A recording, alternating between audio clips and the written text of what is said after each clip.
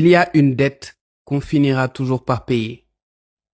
Le mal qu'on a fait à une personne, ce mal qu'on a fait consciemment, cette parole malveillante, cette parole malsaine, c'est une dette qu'on finira par payer.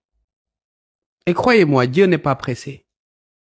La contrainte de temps, Dieu ne la connaît pas. Et on finira par payer cette dette.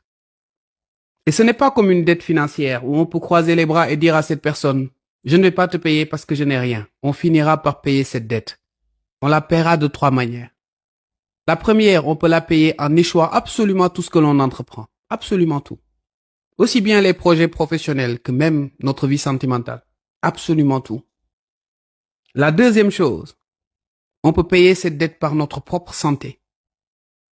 On tombe malade et on ne comprend pas pourquoi. On tombe malade et on se pose des questions. On se dit mais comment est-ce que cela se fait?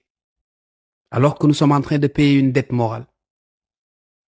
Et la troisième, eh bien, c'est qu'on va finalement regrouper, et c'est la pire des manières de payer cette dette.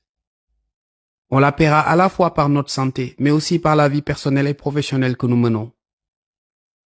Une personne intelligente doit garder cela en tête. Il arrive des fois que nous pensions que nos vœux et nos prières ne sont pas exaucés. Mais comment est-ce que ces vœux et ces prières peuvent être exaucés si nous avons des dettes morales envers les personnes avec qui nous vivons ou même des personnes que nous ne connaissons pas?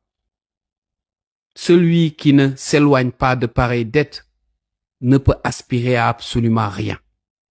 Et même si vous réussissez, même si vous allez au sommet avec ces dettes, avec de pareilles dettes, vous allez au sommet pour mieux tomber. Croyez-moi.